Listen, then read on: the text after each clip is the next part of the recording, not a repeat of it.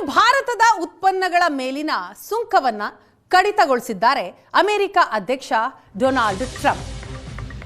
ಇದು ಭಾರತಕ್ಕೆ ಎಷ್ಟು ಇಂಪಾರ್ಟೆಂಟ್ ಆಗುತ್ತೆ ಅನ್ನೋದು ಕೂಡ ಪ್ರಶ್ನೆ. ಭಾರತದ ಮೇಲೆ ಈಗ ಸುಂಕ 7% ಕಡಿತ ಆಗಿದೆ. ಚೀನಾ, ಪಾಕಿಸ್ತಾನ, ಬಾಂಗ್ಲಾದೇಶಕ್ಕಿಂತ ಕಡಿಮೆ ಸುಂಕವನ್ನ ವಿಧಿಸಿದೆ ಅಮೆರಿಕ. ಪ್ರಮುಖ ರಫ್ತು ದೇಶಗಳಿಗೆ ಅಮೆರಿಕಾದ ತೆರಿಗೆ ಎಷ್ಟೆಷ್ಟಿದೆ ಅನ್ನೋದರ ಬಗ್ಗೆಯೂ ಕೂಡ ಡೀಟೇಲ್ಸ್ ಅನ್ನ ಕೊಡ್ತೀವಿ.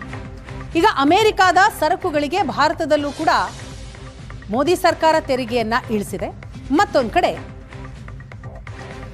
ಅಮೆರಿಕ ರಫ್ತು ದೇಶಗಳಿಗೆ ಎಷ್ಟೆಷ್ಟು ತೆರಿಗೆಯನ್ನು ಹಾಕುತ್ತೆ ಅನ್ನೋದನ್ನ ನಾವು ನೋಡ್ತಾ ಇದ್ದೀವಿ. ಭಾರತ ಇನ್ಮುಂದೆ 18% ಸುಂಕವನ್ನ ಕಟ್ಟಬೇಕು. ಇಂಡೋನೇಷ್ಯಾ 19%, ಬಾಂಗ್ಲಾದೇಶ 20%, ವಿಯೆಟ್ನಾಂ 20% ಹಾಗೂ ಚೀನಾ 34% ಅಮೆರಿಕಾದ ಸುಂಕ. ಪ್ರಮುಖ ರಫ್ತು ದೇಶಗಳಿಗೆ ಅಮೆರಿಕಾದ ತೆರಿಗೆ ಎಷ್ಟೆಷ್ಟು ಅನ್ನೋದನ್ನ ನಾವು ನೋಡ್ತಾ ಇದ್ದೀವಿ.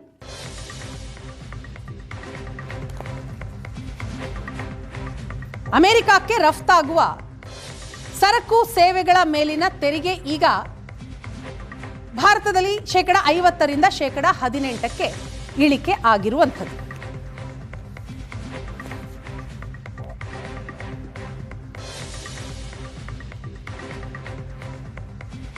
ಈ ಬಗ್ಗೆ ಮಾತಾಡೋಣ. ನಮ್ಮ ರಾಜಕೀಯ ವಿಶ್ಲೇಷಕರಾದಂತಹ ಪ್ರಶಾಂತ್ ನಾಥು ಇದೀಗ ನಮ್ಮ ಜೊತೆ ನೇರ ಸಂಪರ್ಕದಲ್ಲಿದ್ದಾರೆ.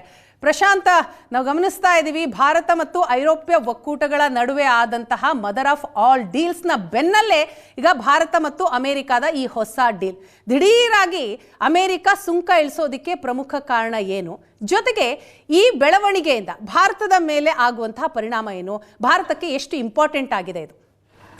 ಕಳೆದ 6-7 ತಿಂಗಳಿನಿಂದ ಭಾರತ ಮತ್ತು ಅಮೆರಿಕದ ನಡುವೆ ಡಿಪ್ಲೊಮ್ಯಾಟಿಕ್ ಚಾನೆಲ್ಸ್ಗಳ ಮೂಲಕ ಈ ಒಂದು ಟ್ಯಾರಿಫನ್ನು ಕಡಿಮೆ ಮಾಡುವ ಬಗ್ಗೆ ಸಾಕಷ್ಟು ಸುತ್ತಿನ ಮಾತುಕತೆಗಳು ನಡೆದಿದ್ವು.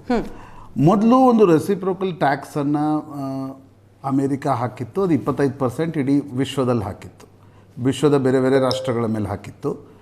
ನಂತರ ಆಗಸ್ಟ್ನಲ್ಲಿ ಅಮೇರಿಕ ಭಾರತದ ಮೇಲೆ ಅಡಿಷ್ನಲ್ 25% ಟ್ಯಾಕ್ಸನ್ನು ಹಾಕ್ತು.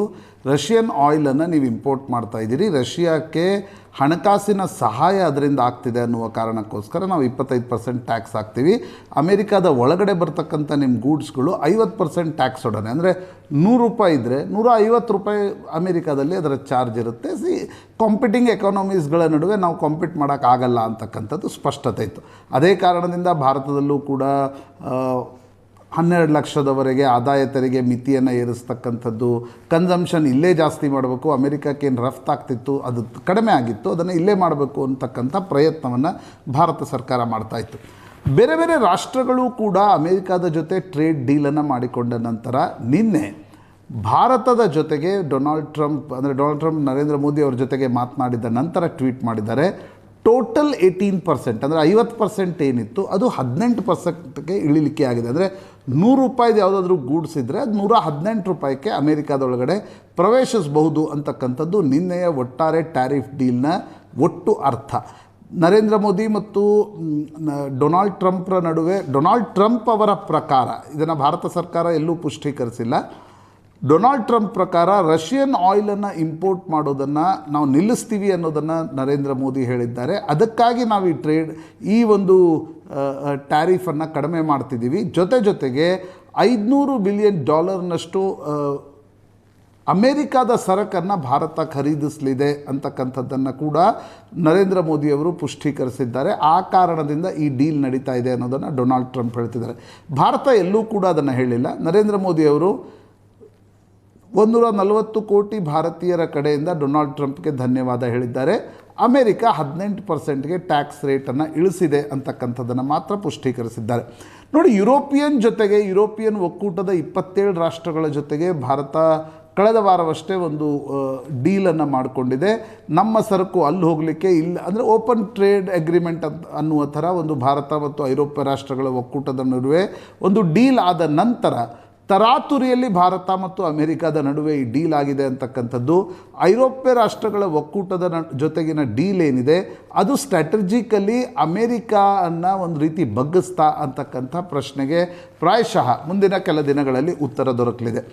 ಈಗಷ್ಟೇ ಭಾರತದಲ್ಲಿನ ಅಮೇರಿಕಾದ ರಾಯಭಾರಿ ಹೇಳಿರುವ ಪ್ರಕಾರ ಟೋಟಲ್ ಟ್ಯಾರಿಫ್ ವಿಲ್ ಬಿ 18%. ಜೊತೆಗೆ ಇನ್ನೂ ಕೆಲವು ಸಹಿ ಆಗಬೇಕಾಗಿದೆ. ಅದಾದ ನಂತರ ಇನ್ನೊಂದು 10-15 ದಿನಗಳಲ್ಲಿ ಕೆಲ ಟೆಕ್ನಿಕಲ್ ಎರರ್ಗಳನ್ನು ಸರಿ ಮಾಡಿದ ನಂತರ ಒಂದು ಸ್ಪಷ್ಟ ಚಿತ್ರಣ ದೊರೆಯಲಿದೆ ಅಂತಕ್ಕಂಥದ್ದನ್ನು ಸ್ಪಷ್ಟಪಡಿಸಿದ್ದಾರೆ. ಭಾರತ ಕೂಡ ಕಳೆದ ಜನವರಿಯಲ್ಲಿನ ಅಂಕಿ ಸಂಖ್ಯೆಗಳನ್ನು ಗಮನಿಸಿದಾಗ ರಷ್ಯಾದಿಂದ ಯಾವ ಪ್ರಮಾಣದ ತೈಲ ಆಮದು ಮಾಡಿಕೊಳ್ತಾ ಇದ್ವೋ ಅದರಲ್ಲಿ ಇಳಿಕೆ ಆಗಿದೆ. ಮಾರ್ಚ್ 31ರವರೆಗೆ ಇನ್ನಷ್ಟು ಇಳಿಕೆ ಆಗಬಹುದು ಅಂತಕ್ಕಂಥ ನಿರೀಕ್ಷೆ ಇದೆ. ಆ ಕಾರಣದಿಂದ ಕೂಡ ಭಾರತ ಕೂಡ ರಷ್ಯಾದ ಆಯಿಲ್ ಇಂಪೋರ್ಟ್ಸನ್ನು ಯಾವ ಪ್ರಮಾಣದಲ್ಲಿ ಕಡಿಮೆ ಮಾಡಲಿದೆ ಅಂತಕ್ಕಂಥದ್ದನ್ನು ಭಾರತ ಸರ್ಕಾರವೇ ಇವತ್ತು ಪ್ರಾಯಶಃ ಸದನದಲ್ಲಿ ಈ ಪ್ರಶ್ನೆ ಕೂಡ ಬರುತ್ತೆ. ಆದರೆ ಅಮೇರಿಕಾದ ಒತ್ತಡ ಇತ್ತು. ರಷ್ಯಾ ಉಕ್ರೇನ್ ಯುದ್ಧವನ್ನು ಕೊನೆಗಾಣಿಸಬೇಕಾದ್ರೆ ರಷ್ಯಾಕ್ಕೆ ದೊರಕತಕ್ಕಂಥ ಹಣಕಾಸಿನ ಸಹಾಯವನ್ನು ಕಟ್ ಆಫ್ ಮಾಡಬೇಕು. ಭಾರತ ಕಚ್ಚಾ ತೈಲವನ್ನು ತೆಗೆದುಕೊಂಡು ಸಂಸ್ಕರಿಸಿ ಬೇರೆ ರಾಷ್ಟ್ರಗಳಿಗೆ ಮಾರಾಟ ಮಾಡ್ತಿದೆ ಅನ್ನೋದು ಅಮೇರಿಕಾದ ಅಬ್ಜೆಕ್ಷನ್ ಆಗಿತ್ತು. ಅಮೇರಿಕನ್ ಅಧ್ಯಕ್ಷರು ಇನ್ನೊಂದು ವಿಷಯ ಕೂಡ ಹೇಳಿದ್ದಾರೆ. ಅಮೇರಿಕಾದಿಂದ ಹೆಚ್ಚಿನ ತೈಲವನ್ನು ನೀವು ಖರೀದಿ ಮಾಡಿ, ವೆನಿಜುವೆಲಾದಿಂದ ಜಾಸ್ತಿ ಖರೀದಿ ಮಾಡಿ ಅಂತಕ್ಕಂಥ ಮಾತನ್ನು ಕೂಡ ಟ್ರೇಡ್ ಡೀಲ್ನ ಸಂದರ್ಭದಲ್ಲಿ ಡೊನಾಲ್ಡ್ ಟ್ರಂಪ್ ಹೇಳಿದ್ದಾರೆ. ಇದಕ್ಕೆ ಭಾರತದ ಪ್ರತಿಕ್ರಿಯೆ ಏನು ಅಂತಕ್ಕಂಥದ್ದು ಭಾರತ ಸರ್ಕಾರ ಇನ್ನೂವರೆಗೂ ಕೂಡ ಸ್ಪಷ್ಟಪಡಿಸಿಲ್ಲ. ಆದರೆ ಎಲ್ಲೂ ಕೂಡ ನರೇಂದ್ರ ಮೋದಿಯವರು ರಷ್ಯಾದ ಆಯಿಲ್ ಇಂಪೋರ್ಟ್ ನಿಲ್ಲಿಸ್ತೀವಿ, ನಾವು ಅಮೇರಿಕಾದಿಂದ ಇಷ್ಟು ಹ್ಯೂಜ್ ಅಮೌಂಟ್ ಆಫ್ ಸರಕನ್ನು ನಾವು ಆಮದು ಮಾಡ್ಕೊಳ್ತೀವಿ ಅಂತಕ್ಕಂಥದ್ರ ಬಗ್ಗೆ ಯಾವುದೇ ಸ್ಪಷ್ಟತೆಯನ್ನು ಭಾರತ ಸರ್ಕಾರ ಕೊಟ್ಟಿಲ್ಲ. ನಿಶ್ಚಿತವಾಗಿ ನೋಡಿ, ಭಾರತ ಕಾಂಪಿಟಿಂಗ್ ಎಕಾನಮೀಸ್ಗಳ ಜೊತೆಗಿನ ಟ್ರೇಡ್ ಡೀಲನ್ನು ನೋಡಿದಾಗ ಚೈನಾ ಜೊತೆ 34% ಸ್ಲ್ಯಾಪ್ ಮಾಡಿತ್ತು ಅಮೇರಿಕಾ. ಇಂಡೋನೇಷಿಯಾ, ವಿಯೆಟ್ನಾಂನಲ್ಲೂ ಕೂಡ 19%, 21% ಸ್ಲ್ಯಾಪ್ ಮಾಡಿತ್ತು. ಭಾರತ ಆ ಕಾಂಪಿಟಿಂಗ್ ಎಕಾನಮೀಸ್ಗಳಿಗೆ ಹೋಲಿಸಿದರೆ ಕಡಿಮೆ ಟ್ಯಾರಿಫನ್ನು ಅಮೇರಿಕಾ ಹಾಕಿದೆ ಅಂತಕ್ಕಂಥದ್ದನ್ನು ಕೂಡ ಗಮನಾರ್ಹವಾಗಿ ಉಲ್ಲೇಖಿಸಬೇಕಾಗತ್ತೆ. ವೀಣಾ. ಎಸ್ ಪ್ರಶಾಂತ್, ಈಗ ಈ ಒಂದು ಡೀಲ್ ಏನಿದೆ ತರಾತುರಿಯಲ್ಲಾದಂತಹ ಒಂದು ಡೀಲ್, ಸೊ ಇದು ಪೂರ್ಣ ಪ್ರಮಾಣದ ಫ್ರೀ ಟ್ರೇಡ್ ಅಗ್ರಿಮೆಂಟಾ ಅಥವಾ ಮಧ್ಯಂತರ ವ್ಯಾಪಾರ ಒಪ್ಪಂದನ, ಈ ಪ್ರಶ್ನೆಯೂ ಕೂಡ ಬರುತ್ತಲ್ವಾ?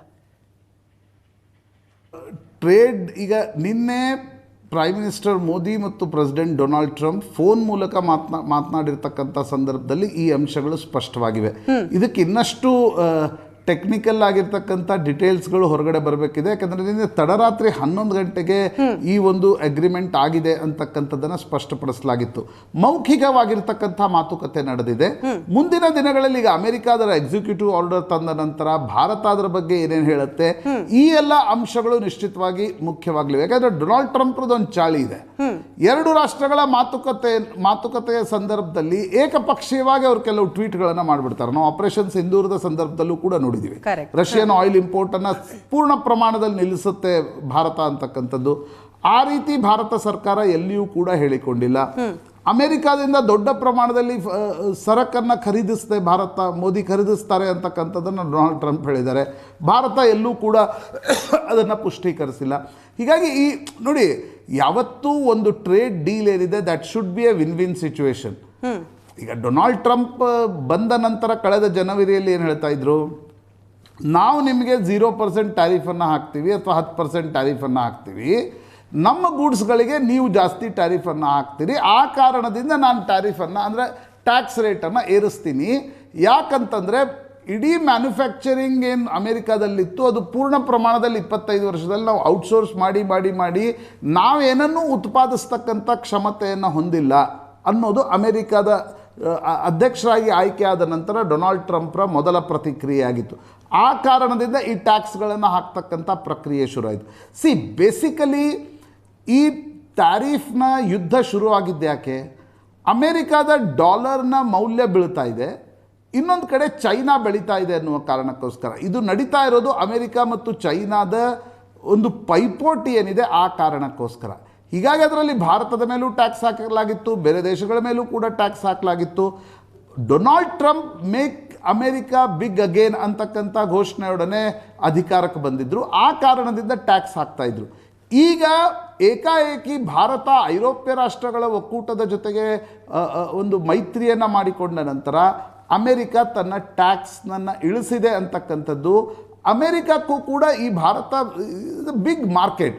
ಚೈನಾದ ಜೊತೆಗೆ ಅಮೆರಿಕದ ಸಂಬಂಧಗಳು ಅಷ್ಟಕ್ಕಷ್ಟೇ ಇರತಕ್ಕಂಥ ಸಂದರ್ಭದಲ್ಲಿ ಭಾರತದ ಜೊತೆ ಒಂದು ಮಾರುಕಟ್ಟೆಯ ದೃಷ್ಟಿಯಿಂದ ಇನ್ನೊಂದು ಸ್ಟ್ರಾಟಜಿಕಲ್ ಪಾರ್ಟ್ನರ್ಶಿಪ್ ಅನ್ನು ಕೂಡ ಅಮೆರಿಕ ಹಾಗೆ ಪ್ರಶಾಂತ್, ಈ ಒಂದು ಭಾರತ ಮತ್ತು ಅಮೆರಿಕದ ಒಂದು ಡೀಲ್ ಅನ್ನ ಚೀನಾ ಹೇಗ್ ನೋಡುತ್ತೆ ಅನ್ನೋದು ಕೂಡ ಪ್ರಶ್ನೆ ಆಗತ್ತೆ. ಇದರ ಜೊತೆಗೆ ಈಗ ರಷ್ಯಾ ತೈಲ ಖರೀದಿಯನ್ನ ಭಾರತ ಈಗ ಆ ಕುರಿತಾಗಿ ಭಾರತದಿಂದ ಯಾವುದೇ ಒಂದು ಸ್ಪಷ್ಟನೆ ಬಂದಿಲ್ಲ ನಿಜ. ಒಂದು ವೇಳೆ ತೈಲ ಖರೀದಿ ನಿಲ್ಲಿಸಿದ್ರೆ ಭಾರತ ಮತ್ತು ರಷ್ಯಾದ ಸಂಬಂಧವೂ ಕೂಡ ಹೇಗಿರುತ್ತೆ ಅನ್ನೋದು ಪ್ರಶ್ನೆ ಆಗುತ್ತಲ್ವ? ನಿಶ್ಚಿತವಾಗಿ. ಡೊನಾಲ್ಡ್ ಟ್ರಂಪ್ನ ಟ್ವೀಟ್ನ ನಂತರ ಇರ್ತಕ್ಕಂಥ ಪ್ರಶ್ನೆ, ರಷ್ಯಾ ಜೊತೆಗಿನ ಆಯಿಲ್ ಇಂಪೋರ್ಟ್ಸನ್ನು 2022 ನಂತರ ಏನು ಭಾರತ ಹೆಚ್ಚಿಗೆ ಮಾಡಿತ್ತು, ಯಾಕಂದರೆ ರಷ್ಯಾ ಚೀಪ್ ಆಯಿಲನ್ನು ಕೊಡುತ್ತಿತ್ತು, ನಾವು ಸಂಸ್ಕರಿಸಿ ಅದನ್ನೇ ನಾವು ಯುರೋಪ್ ರಾಷ್ಟ್ರಗಳಿಗೆ ಮಾಡ್ತಿದ್ವಿ. ಹೀಗಾಗಿ ಭಾರತದಲ್ಲಿ ತೈಲ ಬೆಲೆಗಳು ಸ್ಟೆಬಿಲೈಸ್ ಆಗಿದ್ವು. ಈಗ ಅಮೆರಿಕ ಹೇಳ್ತಾ ಇದೆ, ಇಲ್ಲ ನೀವು ತೈಲವನ್ನು ವೆನಿಜುವೆಲಾದಿಂದ ಖರೀದಿಸಿ, ಅಮೆರಿಕಾದಿಂದ ಖರೀದಿಸಿ ಅಂತಕ್ಕಂಥದ್ದನ್ನು ಡೊನಾಲ್ಡ್ ಟ್ರಂಪ್ ಹೇಳ್ತಿದ್ದಾರೆ.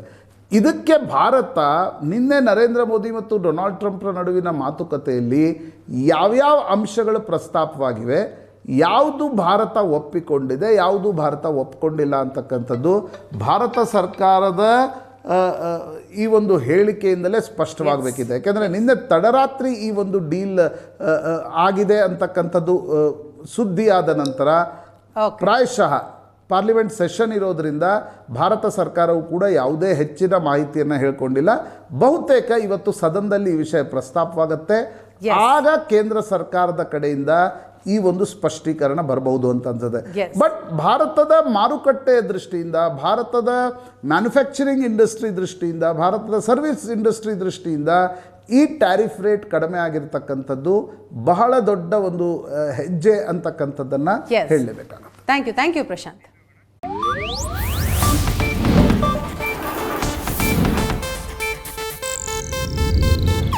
ಇದು ಏಷ್ಯಾನೆಟ್ ನ್ಯೂಸ್ ನೆಟ್ವರ್ಕ್ ಪ್ರಸ್ತುತಿ.